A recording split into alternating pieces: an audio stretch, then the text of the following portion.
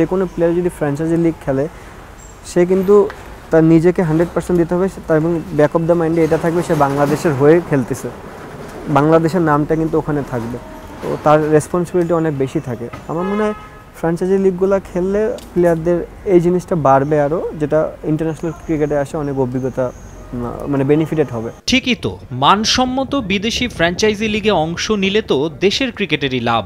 অন্য সব বোর্ড সেটা বুঝলেও কেন যেন এতদিন বোঝেনি বিসিবি। তবে ফারুক আহমেদের বর্তমান বোর্ড বরাবরই দাবি করেছে এসব ব্যাপারে আন্তরিক তারা। ক্রিকেটাররা আইপিএল পিএসএল এ খেলার সুযোগ পেলে অনাপত্তিপত্র দিতে কোনো কার্পণ্য করবে না বিসিবি। কিন্তু সময় ঘনিয়ে আসতেই তৈরি হলো ধোঁয়াশা। তাসকিন আহমেদ আইপিএলে যেতে পারবেন কিনা বলা কঠিন। লখনৌ সুপার জায়ান্ট কেন তাসকিনের সঙ্গে কথাবার্তা এগিয়েও শার্দুল ঠাকুরকে নিল তা কে জানে। আর শুধু তাসকিনই নয়, অন্য ক্রিকেটারদের বেলাতেও একই পরিস্থিতি। নাহিদ রানা ও লিটন দাসের পিএসএল এ অংশগ্রহণ নিয়েও রয়েছে বড় সড় শঙ্কা।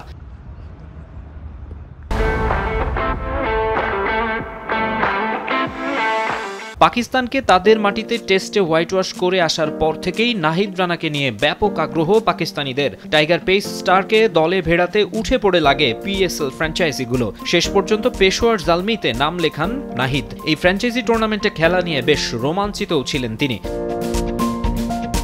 নাহিদের মতো নতুন না হলেও লিটনও বেশ এক্সাইটেড ছিলেন করাচি কিংসের জার্সিতে মাঠে নামতে, কিন্তু হুট করেই অনিশ্চয়তা।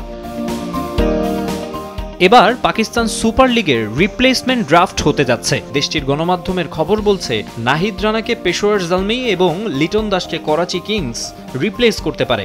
গুঞ্জন রয়েছে পুরো মৌসুমের জন্য তাদের অ্যাভেলেবল পাবে না দেখেই এমন সিদ্ধান্ত নিচ্ছে ফ্র্যাঞ্চাইজি দুটি। মাকসুম আলম খান, সময় সংবাদ।